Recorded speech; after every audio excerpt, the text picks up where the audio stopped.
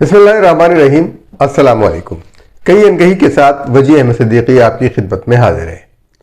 आज इमरान खान ने बड़ी लंबी चौड़ी प्रेस कॉन्फ्रेंस की, उसके जवाब में पीपल्स पार्टी ने भी अपनी प्रेस कॉन्फ्रेंस की। जाहिर ये हो रहा था कि पीटीआई की पुश से वो हाथ उठ गया है जिसकी उन्हें सरपरस्ती हासिल थी, जिसके बलबूते पर वो सियासत कर रहे थे, और इमरान खान की घबराहट चेहरे से आया थी।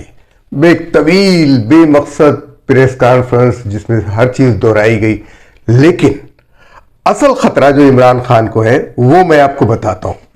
वो फिर वही मीर जाफर और मीर सादिक वाला काम तो खुद इमरान खान ने किया है। पाकिस्तान के ऊपर तालिबान को दोबारा मुसल्लत किसने किया? खैबर पख्तूनख्वा में पीटीआई की हुकूमत है और वहां पर दोबारा टीटीपी तहरीक तालिबान पाकिस्तान मुनज़्ज़म हो गई और अब वो धमकियां दे रही है। पहले उसने हाथ मिलाया बलूचिस्तान के अलहदगी पसंदों के साथ, उसका ऐलान हुआ। फिर उसने हाथ मिलाने के अलावा दहशतगर्दी के वाकयात में तेजी आई। बन्नू का वाकया हुआ, यानी इंसदाद दहशतगर्दी के जेल से लोग रिहा करा लिए गए। ये किसके ईमा पर हुआ और ये इतनी आसानी से कैसे हो गया? ये मुमकिन नहीं था। ये किसी अंदरूनी मदद के बगैर, किसी हुकूमती मदद के बगैर मुमकिन नहीं था। हुकूमत वहां पर किसकी है? तहरीक इंसाफ की। जरा ये गौर कीजिएगा। और इमरान खान, तालिबान खान अपने आप को कहते रहे हैं और कहलवाते रहे हैं। टीटीपी के साथ मुज़ाकरात भी इन्होंने किए, यहां तक कि जब डीजीआईएसआई नहीं रहे, फैज हमीद डीजीआईएसआई नहीं रहे, तब भी उन्होंने काबुल जाकर टीटीपी के साथ मुज़ाकरात किए और उन मुज़ाकरात में सालिसी का किरदार अफगान वजीर दाखिला सिराजुद्दीन हक्कानी, जो हक्कानी ग्रुप के सरबराहों में से हैं, कर्ता धर्ताओं में से हैं अफगान में, वो सालिस का किरदार अदा कर रहे थे। और वहां मुतालिबा उनका यह था कि मुस्लिम खान को और महमूद खान को, जिनको सवात में 2015 में गिरफ्तार किया गया था, रिहा किया जाए। यह मुतालिबा मानने के लिए कोर कमांडर पेशावर की हैसियत में फैज हमीद चले गए। अब यहां यह सवाल पैदा होता है कि फैज हमीद का जो दायरे कार था वो काबुल तक पहुंच गया था क्या? जहां वो चाय में और वो लिया, फिर उनकी तस्वीरें जारी की गई, पीटीआई के ग्रुप ने भी उसको जारी किया। मतलब बहुत ही अजीब और गरीब सूरत हाल थी। और हां, दिलचस्प बात यह कि इस वक्त में फैज हमीद के साथ शाह महमूद कुरैशी भी शामिल थे और कौन था? जो कौमी सलामती के नाम नेहाद मुशीर, अमेरिका से सीआईए की मुलाजमत करने वाले मुईद यूसुफ, वो भी शामिल थे। ये सारी चीजें जाहिर करती हैं कि तालिबान के साथ दोस्ती का मकसद सिर्फ और सिर्फ अपने लिए इक़्तिदार की राह हमवार करना था। इस वक्त टीटीपी ने पीपल्स पार्टी और मुस्लिम लीग के लीडरों को, मुस्लिम लीग नून के लीडरों को धमकियां दी हैं और कहा है कि हम उनको कत्ल करेंगे, उनको मारेंगे। और कहां से? अफगानिस्तान से। तो अफगानिस्तान से जो कुछ ये किया गया, ये किसके ईमा पर है? ये बात टीटीपी के साथ मुज़ाकरात करने की बात तो इमरान खान खुल्लम खुल्ला कह चुके हैं। In fact, I think some of the Pakistani Taliban groups actually want to talk to our government, for some peace, for some reconciliation, and we are in talks with some of the groups. What we hope is that this the TTP. Are you in talks with the TTP? With some of them, yes. You see, there are different groups which form the TTP. Yes, so we are in talks with some of them on surrendering or reaching on a reconciliation process. Is the Afghan Taliban helping you in this process? in the sense that the talks are taking place in Afghanistan. In that sense, yes. So there is some sort of negotiation or talks underway between Pakistan and the Tehreek-e-Taliban Pakistan or some groups of the TTP to lay down their arms. Yes, and then we forgive them and they become normal citizens. This is quite a revelation, Prime Minister Imran Khan. So you are expecting some sort of agreement or some sort of deal to come out or emerge between the TTP and the government of Pakistan? Yes, I repeat, I do not believe in military solutions. I'm anti-military solutions. So I always believe that, as a politician, political dialogue is the way ahead, which I always believed was the case in Afghanistan. So why is the with TTP US. attacking Pakistani security forces if they're talking to you and trying to reach a negotiated settlement? I think that was just a spate of attacks, but we are talking. We might not reach some sort of a conclusion in the end, a settlement, but we are talking. یہ مذاکرات کی صورتحال نواز شریف کے دور میں بھی ہوئی اور پھر اس کے بعد امریکہ نے اس کو ناکام بنایا، لیکن ٹی ٹی پی کے اوپر اعتبار اس لیے نہیں کیا جا سکتا کہ ٹی ٹی پی کی جو فائنینسنگ ہے وہ ثابت ہو چکا ہے کہ بھارت سے ہو رہی ہے. تو ٹی ٹی پی کی فائنینسنگ بھارت سے ہوتی ہے اور اس کی سرپرستی جو ہے فیض حمید اور عمران خان کرتے ہیں. دیکھیے، مذہب، دین، اس کے علمبردار ہم سب ہیں. پاکستان کا آئین سب کو پابند کرتا ہے کہ وہ اسلام پر عمل کرے. پاکستان کا آئین یہ مطالبہ کرتا ہے کہ تمام قوانین قرآن و سنت کے مطابق ہونے چاہیے، اس سے متصادم نہیں ہونے چاہیے. یہ ایک راستہ نکالا گیا ہے، لیکن تشدد کے ذریعے اپنا مسلک، اپنا نظریہ دوسروں پر تھوپنا درست نہیں ہے. اس وقت افغانستان میں طالبان کی حکومت ہے. طالبان کا کہنا ہے کہ وہ اسلام کو نافذ کریں گے، لیکن طالبان بھول جاتے ہیں کہ علم حاصل کرنا ہر مسلمان مرد و عورت پر فرض ہے. علم کے لیے کوئی صنف کی تخصیص نہیں کی گئی ہے، اور کاروبار کے لیے بھی صنف کی کوئی ایسی پابندی نہیں لگائی گئی ہے کہ عورت کاروبار نہیں کر سکتی اور مرد کاروبار کر سکتا ہے. بالکل نہیں ہے، ہرگز نہیں. جب سے بڑی مثال حضور اکرم صلی اللہ علیہ وآلہ وسلم کی ہے کہ آپ حضرت خدیجہ کے کاروبار میں معاون تھے. تو یہ چیز سب کے سامنے واضح ہوتی ہے کہ ایسی کوئی پابندی اسلام میں نہیں ہے. لیکن طالبان نے خواتین کی تعلیم حاصل کرنے پر اور ان کے روزگار کے حاصل کرنے پر پابندی لگا دی ہے. ان کو پابندی ان روزگار پہ لگانا چاہیے تھی جہاں عورتوں کا استحصال کیا جاتا ہے، جہاں عورتوں کی خوبصورتی کو بیچا جاتا ہے، وہاں پر پابندی لگاتے. لیکن ان جگہوں پر انہیں پابندی لگانے کی ضرورت نہیں تھی جہاں عورتیں عزت کے ساتھ کاروبار کر سکتی ہیں. تو پابندی لباس کے حوالے سے ہونے چاہیے تھی کہ لباس اس قدر شرعی ہو کہ اس سے کوئی رکاوٹ نہ پڑے. شرعی تقاضوں کو پورا کرتے ہوئے وہ ملازمت بھی کریں، تعلیم بھی حاصل کریں اور کاروبار بھی کریں اور روزگار میں بھی حصہ لیں. بھارت اور افغانستان میں پاکستان مخالف عناصر جو پروپیگنڈا کر رہے ہیں کہ پاکستان جو ہے وہ ننگرہار پہ کبھی بمباری کر رہا ہے اور کہ تاکہ ٹی ٹی پی کے ٹھکانوں کو ختم کیا جا سکے. پھر اس کے بعد اس سے قبل جو ہے وہ 45 افراد جو ہے وہ مارے گئے تھے فضائی بمباری میں. خوست اور کنر میں کی گئی یہ بمباری، تو اس میں 41 افراد مارے گئے تھے. 45 کی فگر آئی تھی جس کے اندر کہا یہ گیا تھا کہ باقی جو ہے 41 افراد جو تھے وہ عورتیں اور بچے تھے. یہ ان کا دعویٰ تھا، لیکن پاکستان کی طرف سے کبھی اس کی کوئی تصدیق نہیں ہوئی. لیکن یہ اس وقت ہوا تھا جب شہباز شریف نے نئی وزارت عظمیٰ سنبھالی تھی اور کور کمانڈر پشاور فیض حمید تھے. تو فیض حمید افغانستان بھی گئے، کابل بھی گئے، معید یوسف کو بھی لے گئے. اور معید یوسف وہ جو ہیں جو ان کے مضامین چھپتے رہے ہیں کہ قادیانیوں کے ساتھ ظلم ہو رہا ہے اور ان کو غیر مسلم قرار دیا جانا ظلم ہے. یعنی ایک قانون جو ہے پاکستان کے آئین نے بنایا, اس کے بعد پھر ان کو لایا گیا اور پاکستان کا قومی سلامتی کا مشیر بنایا گیا. پھر ان کو جو ہے ایٹمی پروگرام کی کنجی دے دی گئی اور یہ بھاگے. فوراً استعفیٰ دے دیا تھا جب عمران خان کی کشتی ڈاواں ڈول ہو رہی تھی, لیکن یہ اسلام آباد میں رہے اور اسلام آباد میں آتے جاتے رہتے ہیں.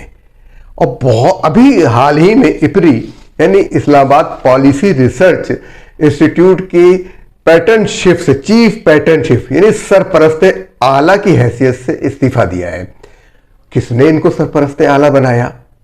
کہاں سے ان کو سرپرست اعلیٰ بنایا گیا؟ کس لیے بنایا گیا؟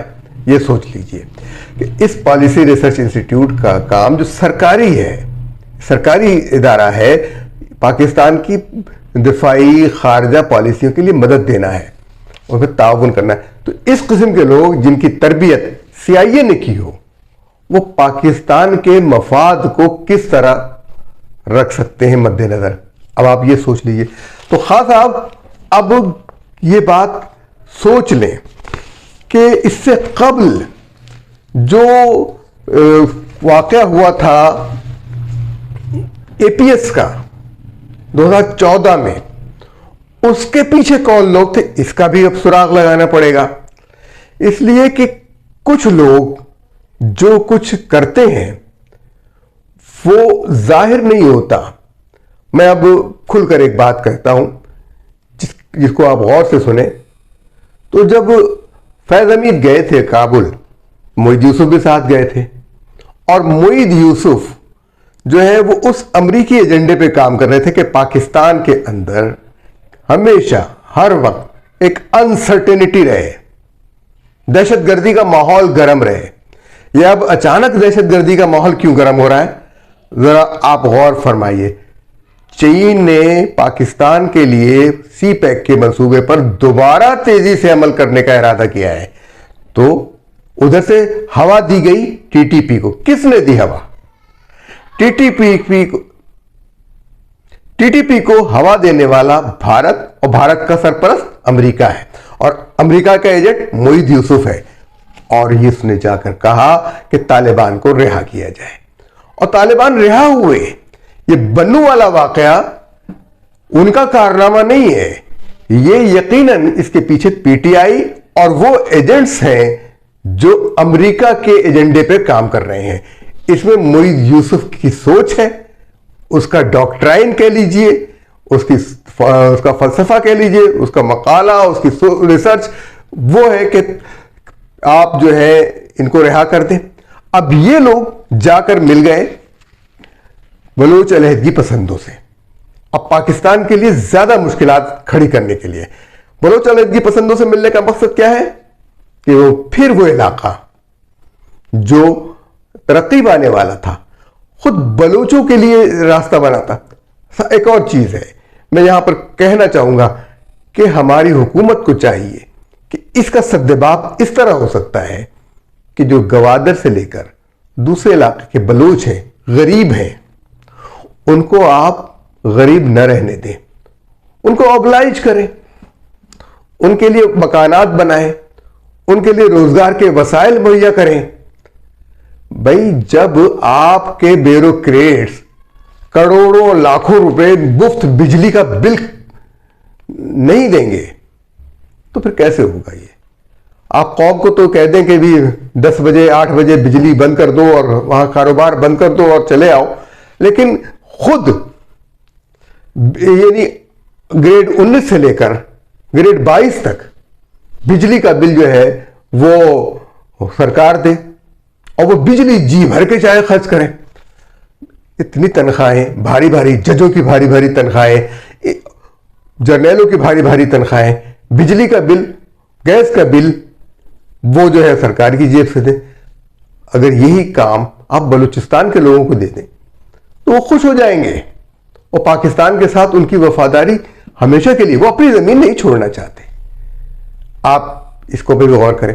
بہرحال میں اب آتا ہوں اس بات پر کہ اس کا حل جو ہے وہ عمران خان جو تلاش کر رہے تھے وہ اپنے مقاصد کے لیے، اور اب وہ اپنے مقاصد کے لیے ان کو استعمال کر رہے ہیں.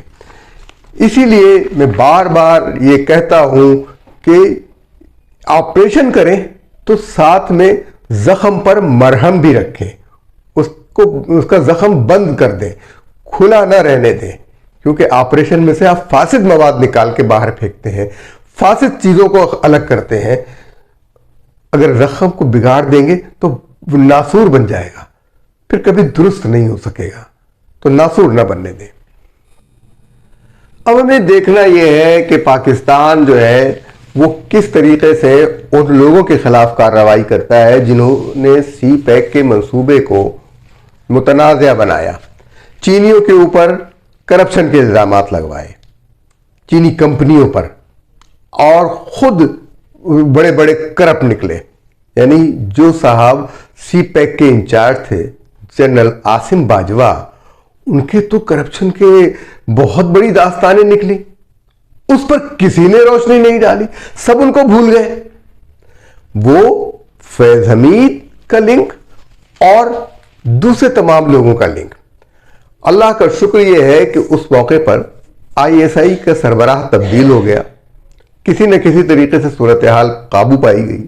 لیکن اب بھی وقت کی ضرورت یہ ہے کہ ان تمام لوگوں کو سزا دی جائے جنہوں نے پاکستان کی ترقی کا راستہ روکا اور دہشت گردوں کے ساتھ ہاتھ ملایا، غداری کی، میر جعفر بنے، میر صادق بنے، اور ان میں ان سب کا سب سے بڑا غدار ابو داؤد، جو اسپین والا ابو داؤد تھا، وہ عمران خان بنے. تو یہ چیزیں بغیر سوچے سمجھے میں آپ کو یہ بتانا چاہتا ہوں کہ پاکستان کی خارجہ پالیسی اور قومی سلامتی پالیسی کا رخ کبھی متعین نہیں ہوا ہے. اور اس سے پہلے وزیر اعظم لیاقت علی خان، پاکستان کے سب سے پہلے وزیر اعظم لیاقت علی خان کے قتل کے بعد سے پاکستان کی قومی سلامتی کی پالیسی ہمیشہ امریکہ کے ہاتھ میں رہی. فوج میں ان کو انڈکٹ کیا گیا، ان لوگوں کو جو امریکی مفادات کا تحفظ کرتے رہے. کبھی بھی قومی سطح کے لیڈروں سے مشاورت نہیں کی گئی، کبھی سیاسی جماعتوں کے رہنماؤں سے مشاورت نہیں کی گئی جو عوام میں رہتے ہیں. ان کو پتا ہے کہ قوم کے مسائل کیا ہیں اور کس طریقے سے ان کو حل کیا جا سکتا ہے. بہرحال طالبان پاکستان کے دوست ہیں نہیں ہیں، ہمیں سب سے پہلے اپنے مفاد کو مد نظر رکھنا تھا. لیکن کبھی یہ نہیں رکھا گیا کہ پاکستان کی قومی سلامتی کیا ہے، پاکستان کے مفادات کیا ہیں. امریکہ سے جب سودا ہوتا ہے تو سب فوراً جھک جاتے ہیں، تمام رعایتیں ان کو دے دیتے ہیں، پاکستان کے لیے کچھ حاصل نہیں کرتے. 100 ارب ڈالر سالانہ امریکہ کی خاطر اپنی جیب سے خرچ کیے دہشت گردی کی اس نام نہاد جنگ میں. اس کا حساب کون دے گا؟ ان کا بھی حساب کیجئے. اب یہ دہشت گردی کی جنگ مسلط ہو گئی ہے تو اس کو لڑنے کے لیے بھی ایک طریقہ ہونا چاہیے کہ ہمیں چھانٹنا پڑے گا کہ دہشت گرد کون ہے اور اس دہشت گردی کا شکار کون ہے. آپ کو ایک تکلیف دہ بات بتاؤں کہ شمالی وزیرستان کے ایک شہری نے کہا کہ طالبان بھی ٹھیک ہیں، فوج بھی ٹھیک ہے، اپنی جگہ اس کا بھی موقف درست ہے، طالبان کا بھی موقف درست ہے، ہم ہی بے وقوف ہیں جو ہم وہاں رہتے تھے. یہ کتنی دردناک بات ہے، کتنی تکلیف دہ بات ہے کہ وہ دونوں طرف سے شکار ہو رہے ہیں، دونوں کے جبر کا، دہشت کا. کیونکہ اسلام جبر کا نام نہیں ہے، اسلام دہشت گردی کا نام نہیں ہے، اور کسی پر بھی جبر سے، طاقت سے حکومت نہیں کی جا سکتی. بات تو منوائی جا سکتی ہے لیکن حکومت نہیں کی جا سکتی، دل میں نہیں رہا جا سکتا. تو بہرحال ترجیح اول جو ہے قومی پالیسی کی وہ ملکی مفاد ہونا چاہیے. اور بسا اوقات یہ ہوتا رہا ہے کہ وہ ادارے اپنا مفاد دیکھتے ہیں, سیاسی جماعتیں اپنا مفاد دیکھتی ہیں, فوجی ڈکٹیٹر اپنا مفاد دیکھتے ہیں, اور اس اپنے مفاد کی خاطر قوم کا مفاد داؤ پہ لگا دیتے ہیں. یہ مشرقی پاکستان کی مثال سامنے ہے. اور بلا جھجک, بلا تکلف, بلا خوف ان تمام لوگوں کو سزا دینی چاہیے. اس سے فوج کا وقار بلند ہوگا, فوج کا وقار میں کمی نہیں آئے گی. بھارت ہوائے ذلیل کرنے کے لیے سرنڈر دستاویز کی تصویر اس نے لگا رکھی ہے, تمام دنیا کو وہ دکھاتا ہے. لیکن اگر ہم خود ان لوگوں کو سزا دے دیں, ان کی قبروں سے نکال کر ان کو سزا دے دیں, تو شاید بھارت کو وہ تصویر اتارنی پڑ جائے اور اسے اپنی سلامتی کی فکر پڑ جائے. تو بہرحال ہمیں دیکھنا یہ ہے کہ طالبان کو کس نے اکسایا اور کون ان کی سرپرستی کرتا رہا. عمران خان کی ویڈیو میں نے آپ کو دکھا دی, آپ اس کے اندر دیکھ لیجئے کہ وہ کس طریقے سے ٹی ٹی پی کے سامنے جھک رہے ہیں اور کیسے انہوں نے ٹی ٹی پی کے لیے اپنے آپ کو گرا دیا تھا. اور اسی کا نتیجہ ہے, مجھے لگتا یہ ہے کہ در پردہ ان کے ٹی ٹی پی کے ساتھ تعلقات ہیں اور اسی کے بلبوتے پر یہ دھمکیاں دے رہے ہیں, دہشت گردی کر رہے ہیں. اور اس وقت اگر اندر کی اسٹیبلشمنٹ کا ان کے سر پر ہاتھ نہیں ہے تو وہ کون سی اسٹیبلشمنٹ ہے جس کا ان کے سر پر ہاتھ ہے؟ یقیناً وہ CIA ہوگی, اس لیے کہ معید یوسف ابھی تک اسلام آباد میں چکر کاٹ رہا ہے. اجازت دیجیے, اللہ حافظ.